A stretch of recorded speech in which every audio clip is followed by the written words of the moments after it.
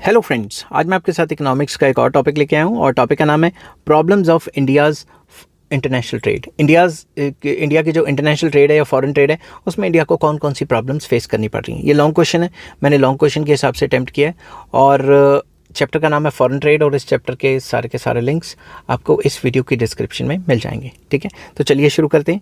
First problem आ जाती है problem of balance of payment. हमारा बैलेंस ऑफ पेमेंट आज़ादी के बाद से लेकर अब तक कभी बैलेंस में नहीं आया, हमेशा नुकसान में चलता जा रहा है।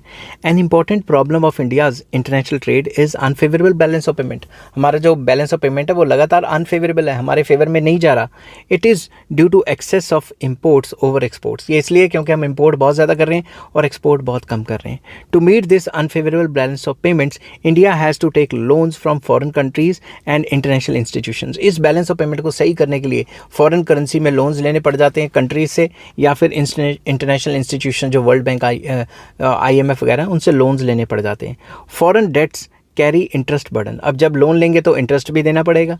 दस India faces acute problem of excessive external indebtedness. तो सरकार के ऊपर बाहर से कर्जा बहुत ज़्यादा चढ़ा हुआ है। ठीक है, दूसरी प्रॉब्लम आ जाती है deterioration in the terms of trade. जो टर्म्स ऑफ ट्रेड है उसके ऊपर मैंने ऑलरेडी फुल चैप्टर अपलोड किया हुआ है, अगर आपको वो चाहिए होगा तो कमेंट कर देना मुझे नीचे, मैं आपके साथ पूरे चैप्टर का लिंक शेयर कर दूंगा।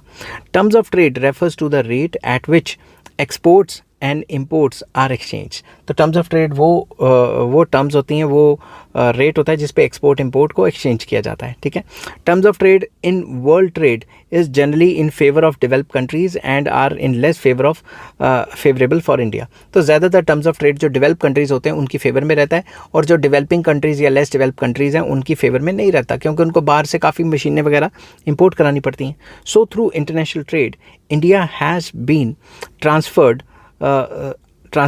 फ्रॉम मैं शुरू से बोलता हूँ, कोई सामने आ गया था तो मेरा ध्यान उस तरफ चला गया। So through international trade income has been transferred from India to develop countries. तो जितनी भी अंडर डेवलप कंट्रीज़ हैं, चाहे इंडिया हो या कोई और कंट्रीज़ हो, अफ्रीकन कंट्रीज़ हो, टर्म्स ऑफ ट्रेड के थ्रू ज़्यादा पैसा डेवलप कंट्रीज़ में चला जाता है जो भी वो इनकम कमाते हैं, और कम पैसा ही जो है गरीब कंट्रीज़ या फिर जो डेवलपिंग कंट्रीज़ हैं उनकी जेबों में रह जाता है। तो हमारे जो टर्म्स ऑफ ट्रेड हैं वो ऑलवेज अनफेवरेबल रहते हैं। नेक्स्ट आ जाता है third point, less growth in exports of primary products. जो प्राइमरी प्रोडक्ट्स हैं उनकी जो ग्रोथ है एक्सपोर्ट की वो काफ़ी कम है। Primary products means produce of agriculture sector like T, coffee, spices, रबड़ एट्सेट्रा। ठीक है, इनके एक्सपोर्ट्स भी गिरते जा रहे हैं। Indian exporters mainly constitute primary products. ठीक है, अब एक तो इंडिया में एक्सपोर्ट्स काफ़ी ज़्यादा हो रहा है प्राइमरी प्रोडक्ट्स का, ऊपर से इसकी ग्रोथ रेट भी कम है। But due to following reasons export of primary products could not be increased, resulting in India's less share in the world trade, adverse balance of trade and increased foreign debts। तो क्या हुआ ऐसा कि primary products के जो export हैं वो लगातार गिरते जा रहे हैं। First, the demand for primary products is less income elastic. Less income elastic मतलब इनकम के चेंज होने से डिमांड में कम चेंज आएगा। ठीक है, अगर इनकम बहुत ज़्यादा बढ़ गई तो जो एग्रीकल्चर प्रोडक्ट्स हैं वो इतने ज़्यादा उनकी डिमांड नहीं बढ़ेगी। It means that a given increase in income of consumers will have very less increase in the demand for primary products। अगर आपकी इनकम कई गुना होगी तो 10 रोटियां खाते तो 50 रोटियां थोड़ी ना कर दोगे। So there is very limited scope of increasing demand of primary products, that is food grain, sugar, tea, coffee etc। Second reason क्या है? Second, in the developed countries population growth rates are now very low और near replacement level. तो जो develop countries हैं वहाँ पे population उतनी speed से बढ़ नहीं रही है। कई कंट्रीज़ में तो नेगेटिव ग्रोथ रेट है कि उनके मर रहे हैं बंदे ज़्यादा और पैदा कम हो रहे हैं। So a very little expansion of demand for primary products can be expected from these nations. तो इन नेशन से तो क्या ही डिमांड आएगी। Because of low growth in the population in develop countries the demand for primary products from all develop countries is not increasing. तो जो develop countries हैं उनकी डिमांड उतनी तेज़ी से इंक्रीज नहीं हो रही। Third, the third factor which influence the demand for primary products या primary exports is the availability of synthetic substitutes। तो जो भी हम प्राइमरी प्रोडक्ट्स को एक्सपोर्ट कर रहे हैं उनके सिंथेटिक सब्सिट्यूट्स अवेलेबल हैं। Synthetic substitutes for commodities such as cotton, रबड़, jute etcetera are lower in prices and hence act as direct sources of competition in the primary products primary products export market. तो अब jute की जो बोरियां वगैरह, दरियां या फिर हैंड बैग्स वगैरह बनते थे, उसकी जगह अब और ज़्यादा सब्स्टिट्यूट्स आ गए हैं और सस्ते में अवेलेबल हैं, तो लोग वो नहीं खरीदते। The share of synthetic products in the world exports earnings has steadily Ryzen over the years while the share of natural products जो है वो लगातार गिरते जा रहे हैं। It has badly affected the Indian exports. तो इंडियन एक्सपोर्ट्स तो काफ़ी तेज़ी से गिरेंगी। मोर ओवर, दिमाग से सोचो, इंडिया में भी पॉपुलेशन इतनी ज़्यादा बढ़ रही है तो एक्सपोर्ट कम होता जा रहा है क्योंकि लोकल डिमांड को ही सेटिस्फाई करना मुश्किल हो रहा है। फोर्थ पॉइंट आ जाता है backward technology.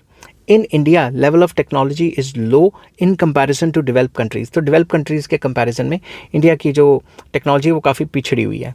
Old and inferior machines are still in use. पुरानी मशीनें अभी तक यूज़ कर रहे हैं जिससे एफिशिएंसी कम होती है और कॉस्टिंग ज़्यादा हो जाती है।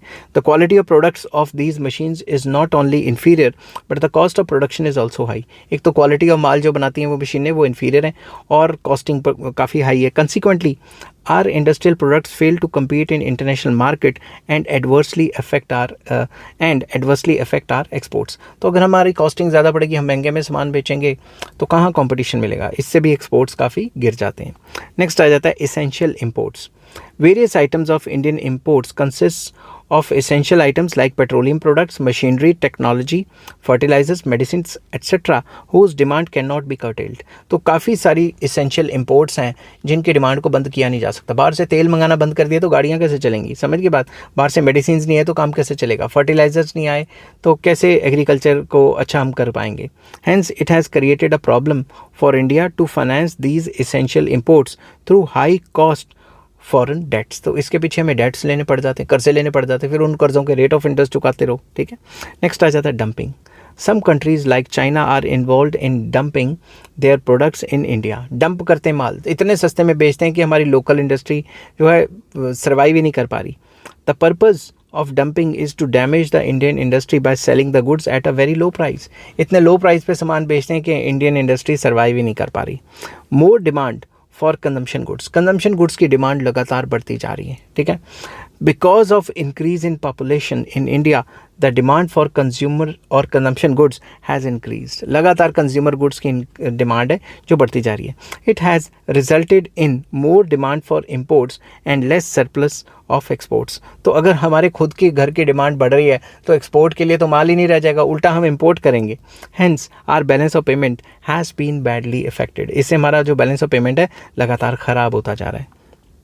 Next point, backward industrial structure. The industrial structure of India is weak in comparison to develop countries. हमारा जो इंडस्ट्रियल स्ट्रक्चर है वो काफ़ी बैकवर्ड है, वीक है बाकी कंट्रीज़ या डेवलप कंट्रीज़ के मुकाबले। The main cause of backward industrial structure are lack of capital to modernise plants. हमारे पास इतना पैसा नहीं है कि हम अपने प्लांट्स को मॉडर्नाइज कर सकें। हमारी जो टेक्नोलॉजी है वो लो लेवल की है। शॉर्टेज ऑफ एबल एंटरप्रेन्योर्स, हमारे पास एंटरप्रेन्योर्स नहीं है। There are less industries producing capital goods. जो मशीनें वगैरह बना रही है इंडस्ट्रीज़ वो काफ़ी कम है।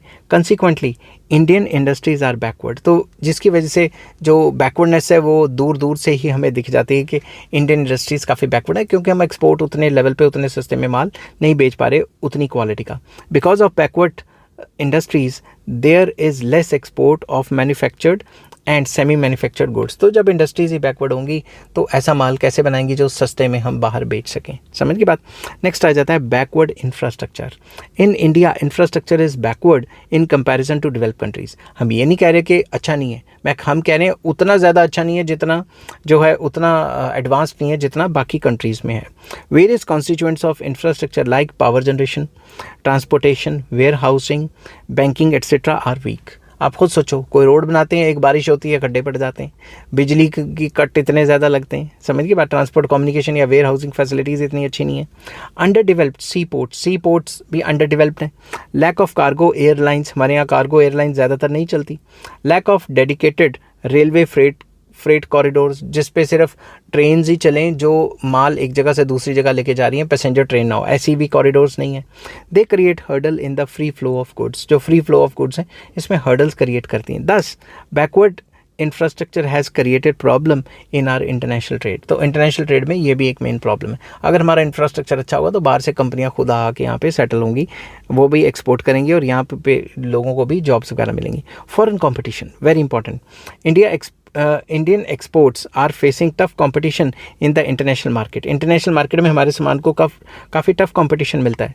Because of globalisation volume of foreign trade has increased. Globalisation है आजकल, तो हर जगह सामान इधर उधर आ जा सकता है, तो इससे फॉरेन ट्रेड पूरे ग्लोब का काफ़ी बढ़ गया है। Now more countries are engage in international trade.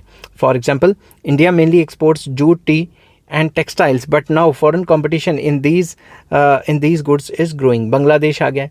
Bangladesh is India's rival in jute exports. Sri Lanka and Indonesia जो है टी के ऊपर हमारे पर कंपटीशन करके बैठा है। कोरिया एंड चाइना जो है क्लोथ के ऊपर कंपटीशन करके बैठे हैं, ठीक है। This has also adversely affected our exports. तो जब हमारे कॉम्पिटिटर्स बढ़ जाएंगे तो हमारी एक्सपोर्ट करने की उतनी कैपेबिलिटी नहीं रहेगी, और अगर हमारे कॉम्पिटिटर बढ़ेंगे तो उतने सस्ते में माल बेचना हमारे लिए कंफर्टेबल नहीं है, तो हमारे एक्सपोर्ट्स लगातार गिरते जा रहे हैं। नेक्स्ट आ जाता है increase in the price of crude oil. Crude oil की प्राइस और डिमांड दोनों ही बढ़ते जा रहे हैं। इंडिया इंपोर्ट्स क्रूड ऑयल, ये सबको पता है। Unprecedented rise in the price of crude oil has badly affected us. हमें बहुत ज़्यादा प्रॉब्लम हो रही है, लगातार बैरल का रेट ऊपर नीचे होता जा रहा है और ऊपर ही जाता जा रहा है। This has resulted in sharp rise in the import bills. तो जब भी क्रूड ऑयल महंगा होता है, बैरल का रेट महंगा होता है क्रूड ऑयल का, तो हमारे इम्पोर्ट बिल्स बढ़ जाते हैं। It has badly affected our domestic industry, export oriented units and has made our balance of payment unfavourable. तो अगर इम्पोर्ट ज़्यादा करेंगे या ज़्यादा पैसा देना पड़ेगा तो हमारी इंडस्ट्रीज़ को रॉ मटेरियल भी बाहर से और मशीनें भी बाहर से महंगे रेट पे मिलेंगी, और इससे हमारा बैलेंस ऑफ पेमेंट ख़राब हो जाएगा। नेक्स्ट है high price level. On account of outdated techniques of production, cost of production in India is very high in comparison to developed countries. तो हमारा यहाँ cost of production high है क्योंकि हम outdated जो टेक्नोलॉजी है उसका इस्तेमाल कर रहे हैं। As a consequence, price level in India is high. Hence, our goods cannot compete in the international market. तो हमारा माल कहाँ बिकेगा इंटरनेशनल मार्केट में? उल्टा बाहर से imported goods आ जाएंगे सस्ते। अदर प्रॉब्लम्स क्या हैं? सबसे पहला low quality. Goods exported from India are of low quality as compare to goods of developed countries. तो हमारी कंट्री का जो हमारे गुड्स हैं, एक्सपोर्टेड गुड्स, वो क्वालिटी इतनी अच्छी नहीं है। Limited market. Indian goods have market in few countries abroad. काफ़ी कम कंट्रीज़ में ही माल बिकता है जाके। So there is limited area for our exports while goods of developed countries are sold worldwide. तो वर्ल्ड जो डेवलप कंट्रीज़ हैं उनका माल तो हर जगह बिक जाता है, इंडिया का माल हर जगह बिकता नहीं है, तो हमारी मार्केट भी लिमिटेड है। Lack of publicity. India does not have wide publicity of its products in the international markets, consequently demand for our exports does not rise. India अपने गुड्स की पब्लिसिटी नहीं कर पाता इतने अच्छे तरीके से। पब्लिसिटी करेगा तभी तो माल बिकेगा, तभी तो लोगों को पता लगेगा इंडिया में क्या क्या बनता है। Next, unfair trade practices. Sometimes Indian exporters indulge in many unfair trade practices. दिखाते कुछ हैं, भेजते कुछ हैं, क्वालिटी लो भेज देते हैं। They do not supply goods strictly according to the samples shown earlier. जो सैंपल दिखाते हैं उस हिसाब से वो माल भेजते ही नहीं। It shakes the confidence of foreign importers. इससे फॉरेन इम्पोर्टर्स जो हैं उनका जो हमारे ऊपर कॉन्फिडेंस है, इंडिया के ऊपर कॉन्फिडेंस है, वो अच्छा नहीं रहता, तो वो फिर इंडिया से माल ही नहीं मंगाते, बदनामी हो जाती है। ठीक है, आई होप ये वीडियो आपको पसंद आई होगी। अगर पसंद आती है तो please like, share and subscribe. इस चैप्टर के सारे लिंक्स आपको इस वीडियो के डिस्क्रिप्शन में मिल जाएंगे। Take care, bye bye.